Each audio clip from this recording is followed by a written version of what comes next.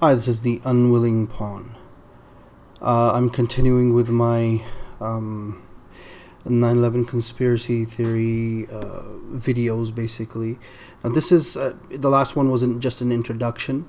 This video is where I actually get into the facts. The way I've divided the sections up, at least the first part, we're going to focus on Larry Silverstein and the World Trade Center. The background, all of that stuff. So we'll get right into it. Asbestos was used by developers to make buildings stronger and fire resistant, often by spraying it onto beams. But due to the health hazard caused by the chemical, the entire country was going through an anti-asbestos movement throughout the 80s and 90s, which included court cases condemning buildings, or at the very least demanding that they perform some sort of asbestos abatement to rid the building of this dangerous chemical.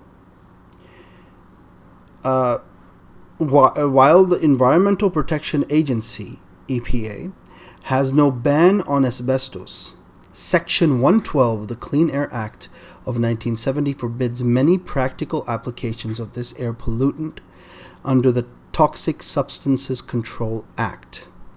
Now, this, along with the court cases and public awareness, and the stigma of asbestos, this has led many developers to abandon the use of it altogether. Now, you can find alternatives. Okay, I'm not an engineer. I don't know what else you would use in place of asbestos, but they abandon the use of asbestos. That's a fact. Asbestos is one of those words in American culture, and I'm assuming that some or many of our viewers of this channel are not going to be American, so they're not familiar with American culture. The reality is that in American culture, in the real estate development world, in the tenancy world, asbestos is a very, very bad word. It has that negative connotation. Once that stigma sets in, once people feel that a building is asbestos filled, it's done. Whatever tenancy you had, might as well pack it up, because you're going to lose all of your tenants. You're going to lose all the occupancy. No one's going to buy that building. I mean, it's a death sentence for the building, and it's a very bad word in the real estate tenancy world in the United States of America. It's like tobacco is for... it's similar to the tobacco movement, anti-tobacco movement in America, cases against the tobacco industry and that sort of thing. So asbestos was one of those words, is one of those chemicals that was a part of the basic structure. Now, beams, for example, the part of the basic structure that hold the building up, however large the building is. So beams are important for structural integrity of the building. Even a house, for example, based on the design of where the basement is, where the rooms are going to be, where the walls are going to be, you may need to put a beam here and there. And other houses you don't, but beams essentially are very important for the structural integrity of any building, of any structure. So when asbestos abatement, just the point of asbestos abatement, we'll get into it a little bit more, but asbestos abatement basically means you have to destroy that structure. You have to replace the beams and things of that sort, because it reinforces the structure. So asbestos has become part of the beam, essentially. So asbestos abatement essentially is a death sentence for the building. You basically have to destroy the building or perform asbestos abatement however you can do it, because it was used to reinforce the basic structure of the building. So how are you going to do asbestos abatement? It's essentially a death sentence. Now, condemning a building when it is condemned by whoever the relevant authority is in that region, in that district, that means it's not suitable for tenancy. The government is saying that. But asbestos, while it wasn't technically illegal, I mentioned that the EPA didn't ban asbestos, but many of its practical applications were forbidden because of the Clean Air Act of 1970 and Toxic Substance Control Act. The point is then many developers just stopped using it. And where it was a building that was regarded as asbestos filled, like a death sentence. And if the government gives you a court order for asbestos abatement, then it's pretty much as good as the building having to be built from scratch, rebuilt from scratch, because asbestos was incorporated into the basic structure of the building. It's not that easy, just remove it. Now, during the construction of the World Trade Center buildings 1 and 2, that's the Twin Towers, back in the 60s and 70s, the building was actually completed in 71, 72, I believe, at the towers 1 and 2. The World Trade Center complex is actually 7 buildings, and buildings up to number 7, and 1 and 2 are the big ones, the 2 largest ones of the World Trade Center complex, and that's the Twin Towers, the ones that were attacked on 9/11. So back in the 60s and 70s, the construction was going, and the anti-asbestos movement, or that's when the construction had started. Exactly when it started, I'm not sure. I know that the completion was near 71 and 72. So you have the Clean Air Act of 1970, and the developers know about this. So what happened is, since asbestos was not then condemned but expected to be, as they're in the middle of construction of the World Trade Center towers, the Twin Towers, the toxic material was incorporated into around the first 40 floors and then excluded from then on. So in the middle of construction, they get the idea, okay, this is going to be a problem, let's just stop incorporating asbestos. But it's pretty much too late, because obviously you start a building from the bottom, and then it starts with the base. The base then has the next floor and the next floor and the next floor, of course. So if the bottom 40 floors are given asbestos abatement orders, then building is as good as dead. But we'll get to that in a second. So Twin Towers were condemned. I use the word condemned not in the literal legal sense, but in a practical sense. It's as good as condemnation. Technically, the government is not giving an order to vacate everyone from the Twin Towers to the New York and New Jersey Port Authority, but at least they're saying is basically as good as condemnation for the reasons I mentioned. And we'll get into this in a second. Now, the Twin Towers were condemned in May 2001. The U.S. District Court of New Jersey in Newark ordered for the final time that the existing insurance carrier policies taken out by the New York and New Jersey Port Authority would not cover the asbestos abatement of the Twin Towers, and whatever else the court compliance was demanding. It was mainly the asbestos abatement. In fact, the Port Authority was in court for the 10 years prior to 2001, suing its insurers for damages that would cover the costs of asbestos abatement due to multiple court orders against its various commercial real estate, which includes the Twin Towers. The Twin Towers, when exactly the order came, I was researching that. Honestly, I couldn't find it, when exactly the order was given. But what is clear, in May 2001, the Port Authority had been in court for the 10 years prior, so since 1991 approximately. They had been in court challenged. That means the court orders must have come well earlier than that. So court orders for asbestos abatement against multiple properties that included Twin Towers. But it wasn't just the Twin Towers, and it wasn't just the World Trade Center buildings. Other buildings that were under the ownership of the New York and New Jersey Port Authority.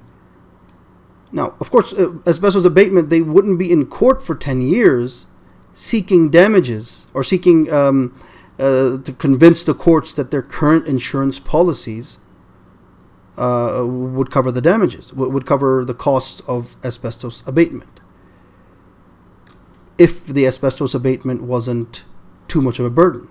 So we'll get into that in just a second. So the ruling issued in May 2001 was the end of many long trials, all of which concluded in judgments against the Port Authority, rejecting their claims that asbestos abatement was covered by their existing insurance policies. So what the Port Authority was trying to do is trying to get the current insurance carriers to cover the cost. And the insurance company and the courts, basically, if you read the judgments, the courts basically said that, hey, you failed to prove why your existing coverage actually covers this asbestos abatement. Sorry. You're going to have to pay for it. The insurance companies don't have that burden based on your current coverage. And obviously you can't change coverage in the middle of it. Now you have the court order. The insurance companies will never add that to the coverage. They'll add new problems or new fire insurance or whatever insurance, terrorism insurance, but they won't cover the asbestos abatement. And the courts agreed with them. They ruled in favor of the insurance companies that the Port Authority failed to convince the courts that its current insurance policies covered asbestos abatement.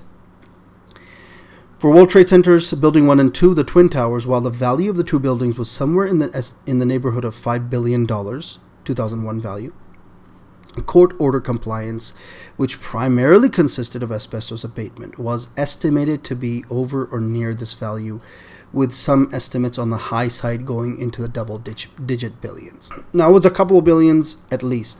Let's say, for example, on the low side, a low estimate would be $3 billion. Now, I don't know. The reason for this is because I'm researching different things. I don't know what asbestos abatement would have cost exactly. I'm not a developer. And you'll get a wide range of estimates. What the value of the towers were was something close to $5 billion. Could be $6 billion. I think there's a low estimate for the Twin Towers. The cost of rebuilding them or building them the first time.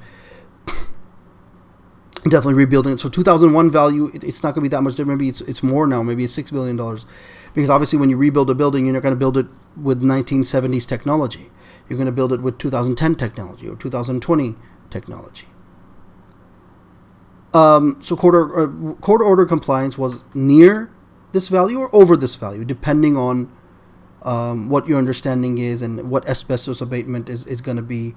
So again, you're going to find a wide range. In my research, I found a wide range of costs. But bottom line is, if it wasn't high enough, the Port Authority wouldn't have challenged the courts for 10 years, paying legal fees, of course, trying to get their existing insurance carriers to cover the costs of asbestos abatement and court order compliance. If it was feasible or reasonable for them to pay. If the buildings cost $5 billion to build from scratch, for example, then why would you pay $3 billion for asbestos abatement? You might as well just, since they were built back in the 70s, might as well just pay the $5 billion. If you're going to pay $3 billion for asbestos abatement, pay the $5 billion and get them updated to modern technology. Rebuild the tower if you're going to rebuild them at all. So bottom line is the Port Authority was trying to get it. It didn't work for 10 years, and it was clear the asbestos abatement was going to be too high. The costs were too high. It wasn't a quick fix because, again, it was incorporated into the basic structure of the building. It was going to be $3 billion, or is it $8 billion? Is it $7 billion? Is it $10 billion? I'm not an expert of that. But bottom line is, it was high enough that the Port Authority went to court for 10 years, paying legal fees, to challenge the court system and get the courts to rule in their favor that their existing insurance carriers would cover it. But they did not. And they failed that, and the courts ruled against them. In short, the Twin Towers, many World Trade Center buildings, and other commercial property owned by the New York and New Jersey Port Authority had become financial and legal liabilities, where the cost of asbestos abatement and court order compliance was too high and maybe even greater than rebuilding the towers from scratch. That's, again, with modern updated technology. Current cost, for example. At that time, the current would be 2001 value. No matter what the city did, it would result in a loss. Now, the logical solution, and I say logical because if you're trying to save money, or the cheapo solution, if you're, let's say, whatever the city paid back in the 70s, I guess it's $5 billion, or at that time it was $3 billion for both Twin Towers. If they've collected enough rent since then, maybe it's worth it. Maybe you can scrap the buildings and say, okay, it's still a loss, but maybe you've covered the cost of the buildings at least, or you gained some money from it. But bottom line is, anything they did, it was going to be a loss. But the logical solution, or one cheapo way, one way I may have played it if I'm trying to save money and cut cut my losses as much as possible, is to try to hide the fact, or drag the process out for years, or something, whatever they did. There was not really no good solution, because if you drag it that way, maybe there will be court cases against the Port Authority citizens would sue. The Port Authority knew this, and still they didn't tell us, and their buildings were asbestos filled, and so on and so forth. So, and the Port Authority didn't have really any options. Bottom line is, they're in trouble. So the way I worded here is now the logical solution, the way I might have played it for Port Authority, would be to drag out the process for years so that they could buy time to make plans, and then eventually perform some sort of demolition of the Twin Towers and other such condemned buildings as a last resort, because challenging the courts for 10 years didn't do the Port Authority any good. And of course, collecting as much rent as you can until the people find out. Once the people find out that it's asbestos filled, you've lost all your tenants. You can't collect rent anymore, commercial rent in New York City. Enter Larry Silverstein. Larry Silverstein was a New York real estate developer who already owned World Trade Center Building Number 7 that he had built back in 1987 with subpar materials and quality. Now I'm going to get to that more on that in another section. I'm actually going to include that in the section where in the next part perhaps, where I discuss more about the engineering, the controlled demolition, and proof that these were controlled demolitions, and so on and so forth. I'll get into that, but one thing I do want to say is that if you look at even Larry Silverstein's own Silverstein Properties own website, he admits that for him, 1980s, the World Trade Center Building Number 7 was a lemon. Now, again, for those who are not familiar with American culture, American terminology, when you say something is a lemon, usually you're talking about something like a car, for example. So if you buy an old car, cheap car, a car with just low quality material, a really old car, and then it keeps breaking down in the middle of the freeway, or you have to keep calling tow trucks or AAA or whatever you have to do, and so you lose time, money, repairing, maintenance costs, repeated costs, change the engine, who knows, or change out the transmission and radiator, and keep changing the tires, whatever it is, whatever maintenance costs you have to spend on that car, it becomes a lemon, what's called a lemon. That was a bad investment. You cheaped out. You went for the cheapest cost, but it cost you more in the long run. If you would have been better off buying a better quality car, or maybe a little more updated recent car. Maybe you bought a 2000 model something, or maybe you should have went for a 2010 if you're going to get a used car. You can still get it reasonably cheap, but a better quality car, something that wouldn't cause you as many problems. So it becomes a lemon in American culture. That's regarded as a lemon when you end up losing more trying to cheap out. So he cheaped out, and he himself admitted that for him, Building Number 7 was a lemon. We'll get to this in the next section. By the 24th of July, 2001, Larry Silverstein, or you could say Silverstein Properties, Westfield America Incorporated, a shopping center developer, GMAC Commercial Mortgage, a GM subsidiary. GM is America's largest car manufacturer, so that's Chevrolet, Ford, and real estate investors Lloyd Goldman and the Carr family won the 99-year lease for World Trade Center buildings 1, 2, 4, and 5. 2 9-story office buildings and approximately 400,000 square feet of retail space. Now, one thing that's important in this deal, this leaseholdership deal, for the properties in this leaseholdership deal and the mandatory insurance policies taken out, the co-leaseholders were indemnified of all liabilities in case of a terrorist attack. And we'll get into that more in a bit later. But that was part of the deal they signed. The Twin Towers were condemned many years prior, and the final judgment against the Port Authority was back in May 2001. So by May 2001, it was clear the Port Authority was not getting any help from the insurance companies, financial help to cover the cost of asbestos abatement or reconstruction of the buildings or whatever was necessary to comply with the court. Because if you rebuild the buildings from scratch, and obviously you're not going to use asbestos the next time, you've complied with the court's order. So by May 2001, it was clear all of this is done. The order must have been given well before, but by May 2001, Port Authority is in losses. So, and the co-leaseholders must have known about the court order against the buildings for the asbestos abatement. We're talking about billionaires. There's a big fish, Larry Silverstein and these big companies, obviously they know about the court orders. It's been going on for 10 years. There's no way they don't know. Of course they know. And it's not something you can hide either. It's not something the Port Authority would be allowed to hide.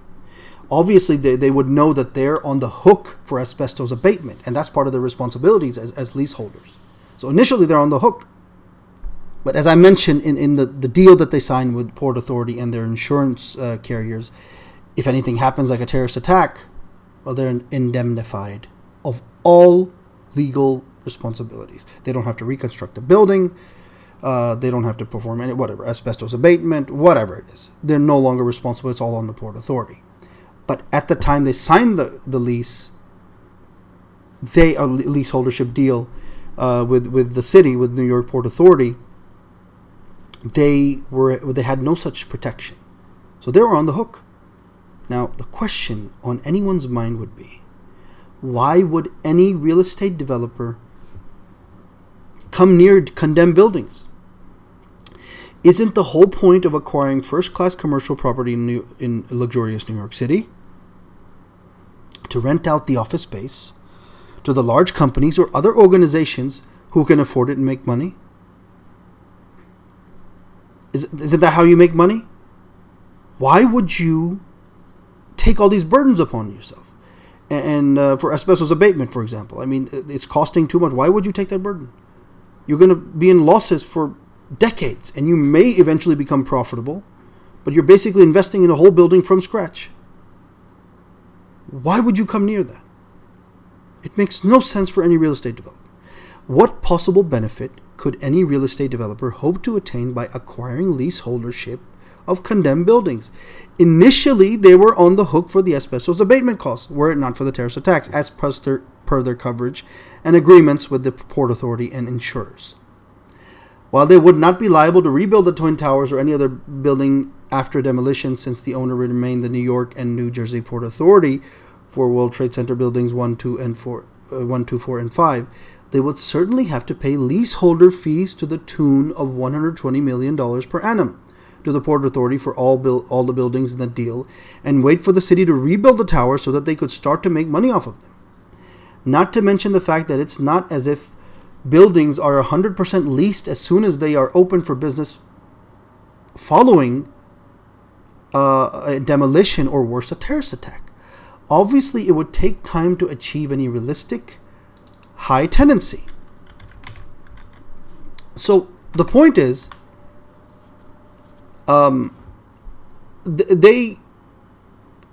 best case scenario, obviously, they would have to rebuild the buildings or what kind of asbestos abatement would also take ridiculous amount of cost, labor, everything. So again, you just do a controlled demolition, for example, and then you rebuild the towers, and then of course it's not going to be overnight that people are just going to lease the building again, and it's not going to be overnight for you to reconstruct the building. Of course, reconstruction takes time, especially a tower that high, like the Twin Towers were. And I believe at the time they were the tallest buildings in New York City. I believe so. I could be wrong about that. At the time, they were the largest buildings in New York City. So buildings that were that high, sure, well, outside the Empire State Building, but buildings that were occupied by or leased by actual tenants, commercial property, what have you. So these tall buildings, big buildings, it's going to take time to reconstruct them, if you reconstruct them at all. So if your point is to rent out this commercial property to big companies, big organizations who can pay New York commercial property level rent,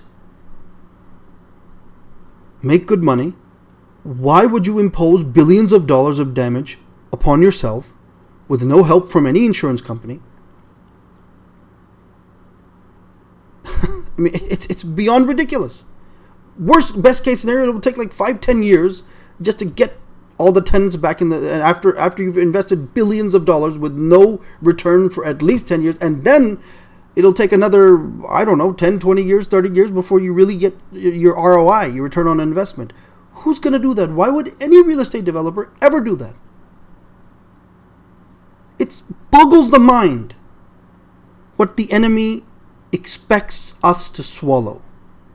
as reasonable explanations. And on this topic, just by saying that you love New York and always dreamed of owning property there, and therefore felt a compelling urge to own the Twin Towers or the World Trade Center buildings, is laughable as an explanation on why any real estate developer in his right mind would ever invest in acquiring the lease for condemned towers.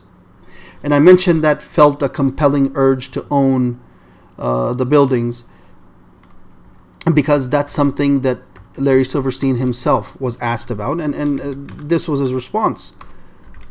That I just love New York, and I always dreamed of, I wanted the World Trade Center, and it's no doubt that he's been trying to acquire all of them. He has acquired either the ownership or leaseholdership of pretty much all of the buildings. So yeah, that's believable that you wanted the buildings, but why would you take this risk? No one would do that.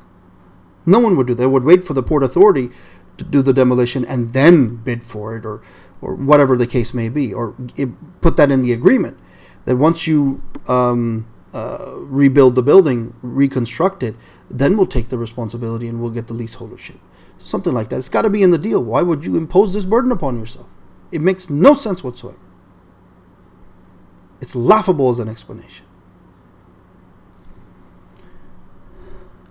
Ronald Lauder is a billionaire owner and founder of the cosmetics giant Estee Lauder. He was a key individual who pushed for the privatization of the World Trade Center so that the Port Authority would be allowed to give the leaseholdership to private firms. Port Authority is part of the American government. I forgot exactly where it falls in exactly, but it's a New York, New Jersey Port Authority. It's part of the government, part of the executive branch, I believe. Combined World Trade Center buildings 1, 2, 4, and 5, the 2 9-story office buildings, and approximately 400,000 square feet of office space were valued at around $8 billion. That's the deal. That's the deal that they had with the Port Authority for the leaseholdership of this commercial real estate. $8 billion was the estimated value. And I mentioned earlier that the Twin Towers were valued at around $5 billion, 1 and 2, the big buildings, and of course the building 4 and 5, 2 9-story office buildings, approximately 400,000 square feet of office space, and you're looking at somewhere close to $8 billion in value. In a deal influenced by the Rockefellers, the co-leaseholders of the real estate put up $125 million of equity to secure a $3.2 billion, or I think it's $3.22 billion is more accurate, but regardless, $3.22 billion bid for the series of properties. So, how can that be acceptable? Normally when the government, the fact that they're bidding on it is beyond ridiculous in the first place. But normally in a bid, you go for something close to the value, or the highest bid wins. If the government is allowing the citizens to buy or lease, or become the leaseholders of a property, any property, it's usually the highest bid that wins. In any kind of government contract, when the government is buying something, or you're buying something from the government, it's the highest bid that wins. But here the $3.22 billion was accepted as a winning bid for property that was valued somewhere near $8 billion. Louis Eisenberg was the head of the New York and New Jersey Port Authority, and he authorized the lease transfer to Silverstein and other co-leaseholders of the aforementioned properties. Frank Lowy was the owner of Westfield America. That's one of the co-leaseholders. Now, Larry Silverstein is Jewish and a personal friend to former Israeli Prime Ministers Ariel Sharon and Benjamin Netanyahu, and the media mogul Rupert Murdoch. Now, for the non-Americans in our audience, Rupert Murdoch is, I believe he's the owner of Fox News. I'm not exactly sure. But bottom line is, Fox News just spews out Republican propaganda nonstop, 24/7. Even when they get caught in lies, they don't care. He's a heavily political individual. And of course, the prime ministers of Israel, also heavily political individuals. This is not about the fact that he's Jewish. Yes, of course he's Jewish, and that's one of the reasons why these are the people he's interested in, but it's more his political connections. Ariel Sharon, Benjamin Netanyahu, and media mogul Rupert Murdoch. Now, Rupert Murdoch was in fact later in the World Trade Center buildings number 2, when he's trying to get it reconstructed. You can find this story on his own website, on Silverstein Properties' own website. If it didn't take it down, I just read it a couple of days ago, so it should be there. And Rupert Murdoch was actually trying to help him secure tenancy and convince the Port Authority to reconstruct, and of course the government to reconstruct building number 2, World Trade Center building number 2, because World Trade Center building number 1 has been reconstructed, 2 hasn't. So he was actually trying to secure tenancy, help him secure tenancy. So they're good buddies, no doubt. The deal didn't work out, and Silverstein is working on it. I'll get to that later in the thing, but they're good friends. And he's friends with Ariel Sharon and Benjamin Netanyahu. Highly political contacts, all of them. We're not talking about some of his other Jew friends or his cousin or his buddies. We're not talking about that, his daughter. No, his political connections. This is not an attack on his family or his religion, but his political connections, because it's relevant. Louis Eisenberg was also Jewish, a partner in Goldman Sachs. Now, Goldman Sachs is one of those too big to fail, too big to jail banks in America. They can just get away with whatever they want. That's Goldman Sachs, one of those powerful banks in America. A member of the powerful pro-Israeli political lobby, United Jewish Appeal. As one of those political action committees, political lobbies who are always pushing for pro-Israel stuff. So, in the American government, and a large contributor to the Bush-Cheney campaign. Now, remember during 9/11, Bush had become president, and had become president just like the year before. The thing is, in that campaign, a lot of people said Al Gore should have won, and there was cheating in the election in Florida, and so on and so forth. There was some scandal associated with Bush coming to power. But again, here's Louis Eisenberg, heavily political connections. Member of the pro-Israel political lobby, United Jewish Appeal, and a large contributor to the Bush-Cheney campaign. And he's the head of the Port Authority. And he facilitated this low bid to become the winning bid, and so on and so forth. Larry Silverstein and all his buddies to come in and take over. Now, Frank Lowy was the owner of Westfield America. Westfield America was one of the other co-lease holders, one of the main co-lease holders of this deal. Ronald Lauder is active in many major Jewish organizations, and most notably, he founded a school for the Israeli intelligence agency Mossad. I don't know how much more political you can get than that as a political connection. In Herzliya, Israel, called the Lauder School of Government Diplomacy and Strategy. Frank Lowy is a Czech-born Jew who was a member of the Golani Brigade and fought in the Israeli War of Independence. Again, how much more political can you get? Now, there are lots of rumors and things I've heard, maybe from pro-Palestinian sources and so on and so forth, about how many of these prime ministers would joke and even compete for how many Palestinian women they raped and things of that sort. But whether you believe that or not, whether that's all rumors or there's proof for it, whether that's true or not, what is crystal clear is the Israeli War of Independence was anything but a moral war. There was nothing moral about how Israel occupied Palestine. I think most people can agree with that, regardless of where you stand on the subject, on the issue. What's clear, it was not done morally. There was nothing moral about this war. He has a strong interest in the Holocaust and the Israeli politics. He funded and launched the Israeli Institute for National Strategy and Policy, which operates like the Tel Aviv University in Israel. He is also close friends with those same many top Israeli officials like Ariel Sharon, Benjamin Netanyahu, Ehud Barak, and Ehud Olmert. I actually don't know how to pronounce that. With whom he was implicated in an Israeli bank scandal. I mean, wonderful. They're not even good people back in Israel. He's scamming the Israeli people. So he's implicated in an Israeli bank scandal. This is Frank Lowy, the owner of Westfield America, the shopping center developer. Frank Lowy was not at the World Trade Center during the attacks. Remember, he's a Coley soldier, and these people are going there daily. There's part of their regiment routine. Larry Silverstein regularly had breakfast with his children atop the World Trade Center. On 9/11, he and his daughter both had doctor's appointments, with Silverstein having an abrupt session with his dermatologist. All coincidences? Is it anti-Semitism for me to point these truths out?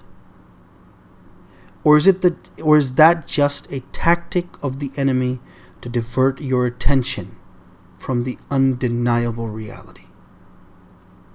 One of the tactics of the enemy is always just anytime because we're mentioning people who are Jewish, but I'm not focusing on their practice of their religion. I'm not focusing on their ethnic background. I'm not attacking their families and calling their daughters names and their mother. None of that. It's not a personal attack on his family. This is his political connections because they're relevant here. Who pushed through this low bid as the winning bid? That was Louis Eisenberg. Frank Lowy was one of the co-lease holders. Why would you even bid for this? Ronald Lauder builds a school for the Israeli Mossad. All heavily involved in politics. And Larry Silverstein mentioned earlier that Rupert Murdoch is a good buddy. And these people are all heavily political. Good friends with the former Israeli prime ministers. How is that not political?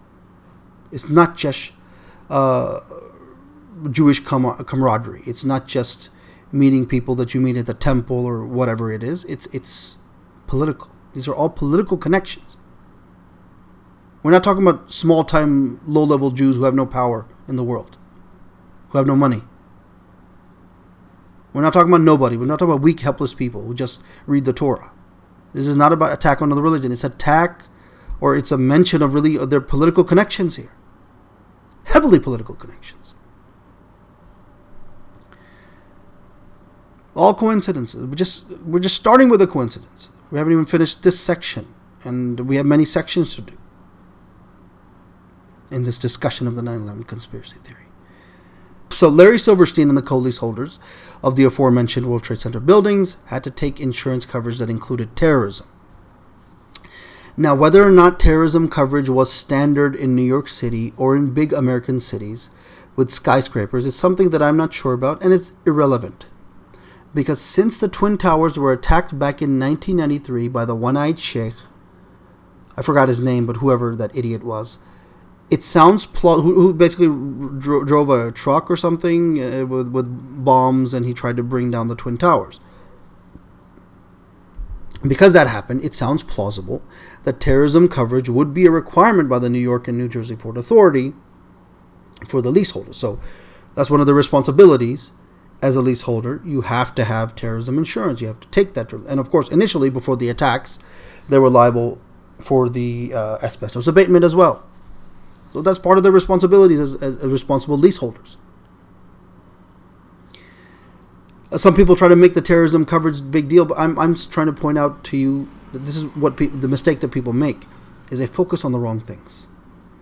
The bigger issue is with the fact that he bought the buildings, sought the leaseholdership of buildings that were condemned, that could only result in loss were it not for the terrorist attacks. The terrorist attacks basically saved the day for everyone, for the Port Authority and for Larry Silverstein and his buddies.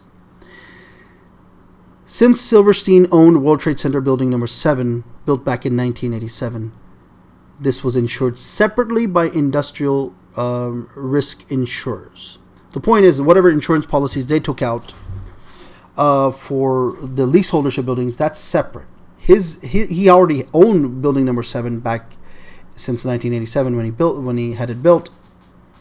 He had separate insurance on that from the company that's mentioned here, Industrial Risk Insurers. In February 2002, Silverstein Properties won $861 million for rebuilding World Trade Center building number 7, a building estimated at $700 million in value. So bottom line is, a lot of debunkers will talk about, he won the big settlement, but he had to use all that money to rebuild. Excuse me, this is a separate settlement. We haven't even gotten to the settlement that he got as for the leaseholdership of these with the Twin Towers. This deal.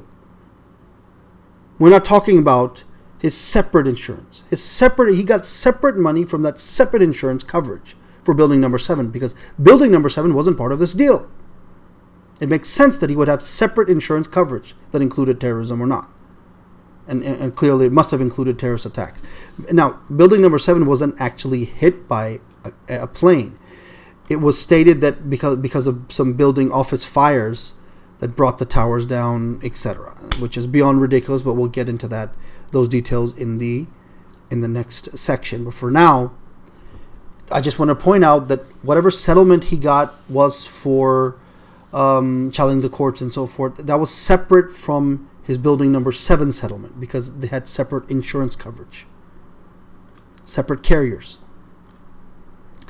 In December 2003, the New York and New Jersey Port Authority agreed to return the $125 million in equity to Silverstein and the co-lease holders of buildings 1, 2, 4, and 5 and the other commercial real estate tied to the deal. In April 2004, Silverstein and co-lease holders won, after multiple appeals, $4.55 billion from an insurance settlement for 2 attacks of terrorism covered by the policy. They initially sought $7.1 billion, but the appeals court granted them the aforementioned amount. So they lost the initial case seeking $7.1 billion, but the appeals court ruled in their favor, and they were granted the $4.55 billion, so almost $4.5 billion. This was not, he didn't rebuild building number 7 like some of the debunkers like to.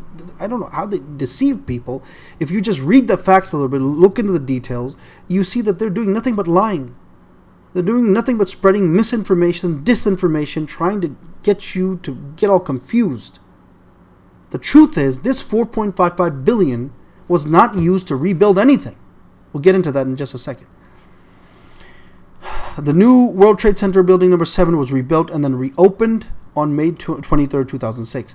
Now, exactly when it was rebuilt, obviously it would be reopened soon afterwards, but bottom line is I know the exact date of the reopening. May 23rd, 2006. Now, I mentioned earlier, how long does it take for buildings to be reopened? Obviously, the whole area was filled with rubble and so on and so forth following the attacks, and the buildings coming down, people dying and so on and so forth. So it's not like you can just get fully leased buildings. Even for the buildings nearby, they suffered damage as well, although they weren't directly hit by the planes. And they would be reinforced, or not rebuilt from scratch perhaps, but they would definitely have some kind of construction jobs and repair jobs that would be required before they're suitable for lease, for occupancy again. While only buildings 1, 2, and 7 were damaged irreparably. Basically, they were brought down completely destroyed during the attacks. All of the World Trade Center complex, all 7 buildings, and many other buildings near Ground Zero were, for obvious reasons, not suitable for tenancy.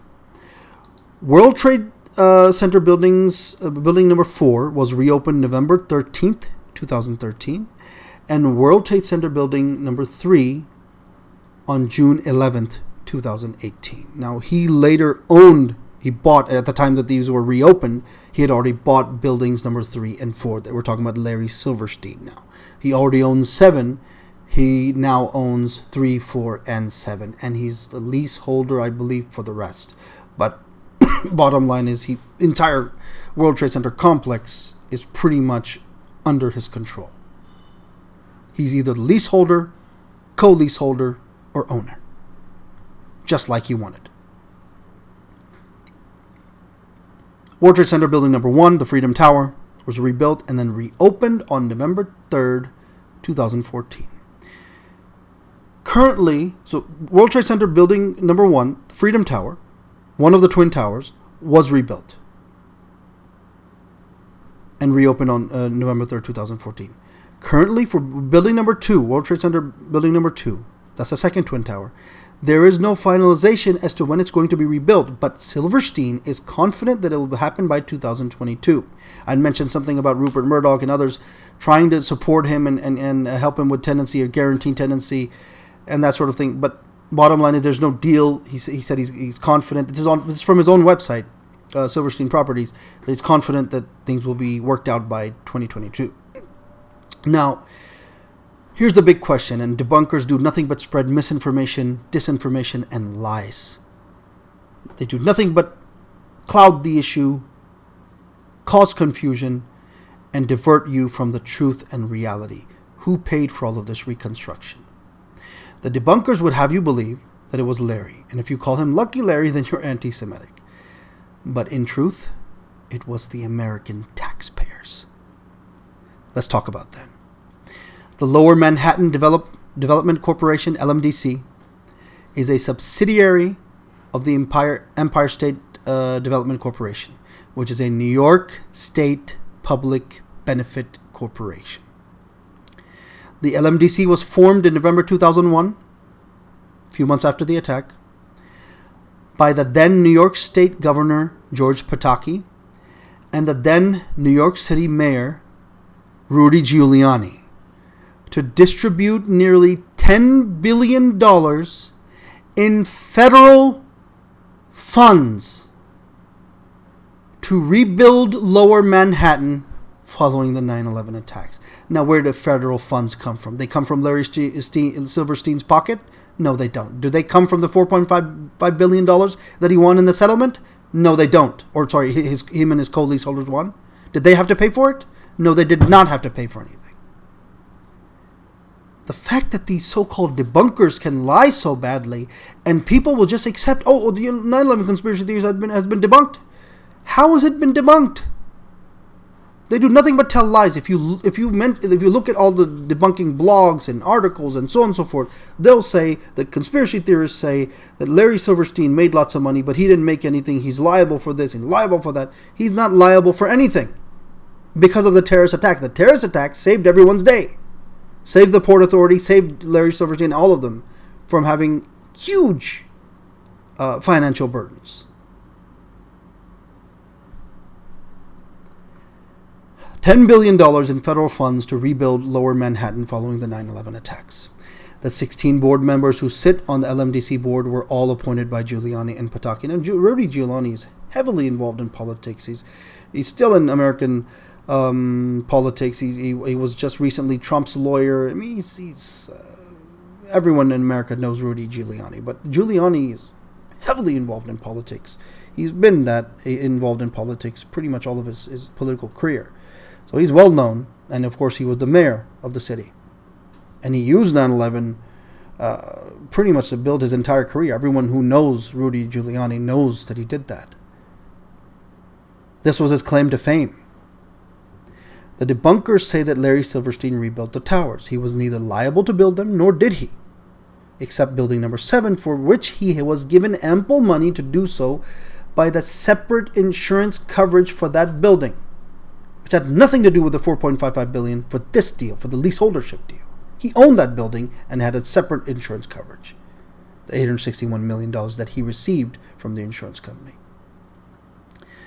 He and his co-leaseholders didn't pay for anything except legal fees for the court appeals and the $120 million per year leaseholder fees for the properties until such time that they were rebuilt and or reopened for business. So obviously, for every year that he had to wait to get the Port Authority to convince them, or LMDC, and get the money, get the funds to rebuild. Because remember, even after you get the funds from Lower Manhattan Development Corporation, for example, the owner is still New York and New Jersey State Port Authority for these buildings. So they have to approve it. They're involved in the approval of the reconstruction of any of these buildings.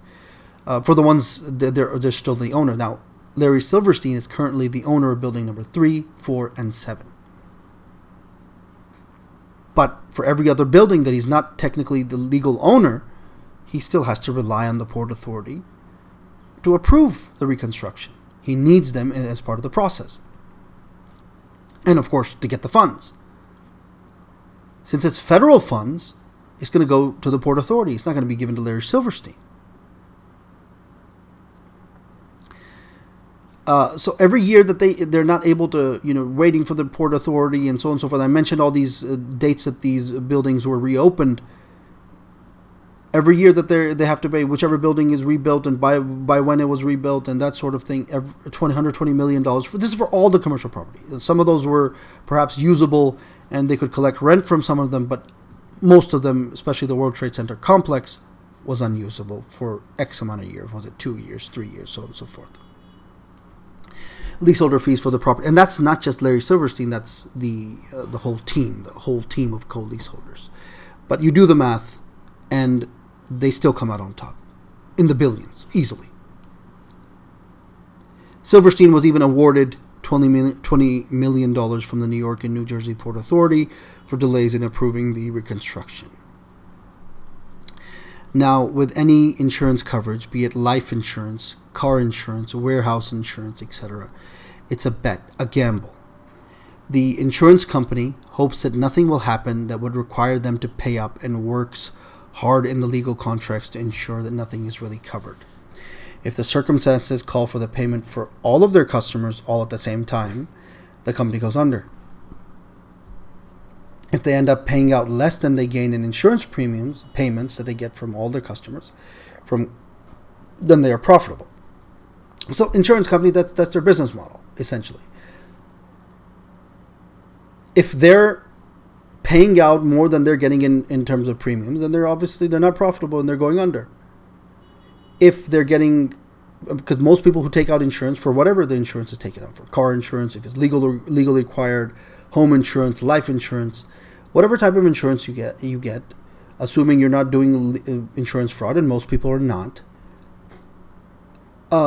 So most people are just simply going to pay their premiums, pay their insurance policy rates per month or year, whatever their deal is with the insurance company, and the insurance company will just collect that money and not have to pay them out because nothing happened. There wasn't a terrorist attack, there wasn't a fire, there was whatever the insurance covered. So that's their basic business model. It's a bet, a gamble. For the insurance companies who insured the Twin Towers, there was a gamble that in the off chance there is a terrorist attack, they will pay out the damages to the building or buildings or whatever the agreement said it exactly. Lucky Larry sure won that gamble. The debunkers say that Silverstein didn't make any money from the attacks. Please honestly do the math if you are really after the truth. And the truth is that Larry Silverstein increased his net worth many-fold due to the attacks. Prior to the 9/11 attack, Silverstein only owned World Trade Center building number 7. He has now annexed World Trade Center buildings number 3 and 4, which are both mostly leased in the current time. Business has been good. Did Lucky Larry and the co-lease holders of the World Trade Center buildings and other commercial real estate profit from one of the most horrific attacks of our time? The answer is obviously yes. Did others? Of course, but we will come to them later. Silverstein's case was special since he is the owner or co-lease holder of all of the buildings of the World Trade Center complex. Now, I didn't see number 6 mentioned in my research. I'm not sure if he's a co-lease holder or leaseholder of that building as well. It may be part of a separate deal, but obviously he's pursuing it. If he doesn't have it now, he'll eventually get it. He wants all of the World Trade Center. He wants to really own them, but he'll at the bare minimum get the lease holdership for all of the World Trade Center. Now, does this prove he's guilty? Did he have prior knowledge of the attacks? Did he know about it and use it to his advantage? There is a volume of coincidences related to the 9/11 attacks, and I have just started laying them all out. This is only part 1. As stated in my introduction blog, I intend, and my blog and commentary video, I intend to present this volume of coincidences as different pieces of circumstantial evidence that all lead to the same conclusion. 9/11 was an inside job.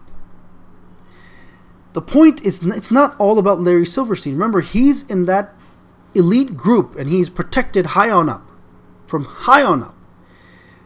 It's not feasible to make a case, but even just thinking about let's make a case against Larry, and Larry Silverstein is the biggest case of insurance fraud in the history of mankind, blah, blah, blah. Listen, you're not getting the point. Yes, that's all important, but good luck making a case against Larry Silverstein. You don't have conclusive evidence that he's guilty because this is just one arm of all of the proofs of the 9/11 conspiracy theory. This could all be coincidences. I mean, we're not stupid in the world. We're not stupid that any real estate developer would come near condemned buildings. We're not stupid that, debunkers can just say Larry Silverstein lost money and this and that and he had legal burdens and so on and so forth. No, he put himself in the position that he had legal burdens. And it was the terrorist attacks that really saved the day. And who would come near condemned buildings? Asbestos-filled buildings, worthless buildings. A lot of people say they were worthless at this point. This was the only solution. This is the thing that fixed all the problems. And they made a killing off of it. But in spite of what they did, this is just one arm, one leg, one part, one section of the long list of coincidences and circumstantial evidences that all lead to that same conclusion. Remember, like you're uncovering a murder. All we did is just find the murder weapon now. We still have lots more to get into so that we can really have a strong case against the murderer. And here we're not going after a person. We're trying to get on the same page and be absolutely convinced that in fact 9/11 was an inside job. The conspiracy theory is true. The goal is not Larry Silverstein is the devil, go after him. No. It's first to come to terms with this reality so that false narratives in history are not pushed as truth in history. That's the job here. So a lot of people get distracted. They go after Larry Silverstein like it's all about him. No, it's just one arm. We've just gotten started. Coincidence after coincidence.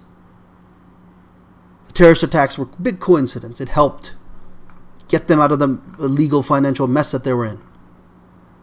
That they got themselves in. The Port Authority was already in, and Larry Silverstein and co-leaseholders got themselves in. No one in their right mind would ever do that.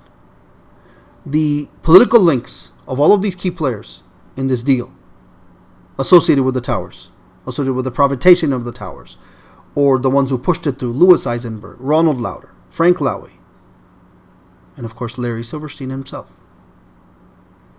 His lame excuse is, I just love New York and I felt a compelling urge. That's an explanation? That's a joke. People are not that stupid. Everyone's not that stupid. And everyone's not scared to be able to uncover the truth. Most people they back away. They're afraid of what they're going to find. Well, we're just starting to get into it. We're starting to find. And there's a lot more to find. Anyway, I hope that, this clarifies some things. I hope that people are no longer deceived, misled by these so-called debunkers who just spread disinformation and lies. I hope that people start to understand how reasonable and important it is for 9/11 to be considered, the conspiracy theory to be considered a valid theory and true and a part of history books. But again, this is just one arm. I'm going to try to work as fast as I can. Again, with your help, like, subscribe, share the video. If there's any facts that you know, anything that you can share, help me research. I hope to tackle the controlled demolition aspect of it, some of the engineering involved, and the story of the building number 7 and all of that stuff. I'm going to get into that in more detail in the next one. And then we'll get into so many others. I mentioned in the introduction, witnesses' disappearances, U.S. national death toll, all the people that died, all the blowback for truthers, 9/11 Commission official story, airline stock options, prior knowledge, proof of prior knowledge, training exercises, FBI agents that were disappeared and who are investigating, and 9/11 Commission's ridiculous on the people who were assigned to the 9/11 Commission, the likes of Henry Kissinger and many others. I mean, this is just the tip of the iceberg. You can't stop here by going after Larry Silverstein. You don't have enough to be convinced, absolutely convinced, that 9/11 was an inside job. But it's all leading to that same conclusion. So we'll continue with the next episode as soon as I have the research done and written first in the blog, just like I'm doing with these two, with the introduction and this one, Larry Silverstein and the World Trade Center. This part 1. So this is the end of part 1. And I like I said, please like, share, subscribe, comment, spread the word. Put it on your own websites. You have my permission. Do whatever it takes to get this word out. Spread the awareness. So thank you. Thank you for listening. I hope it helps. This has been The Unwilling Pawn.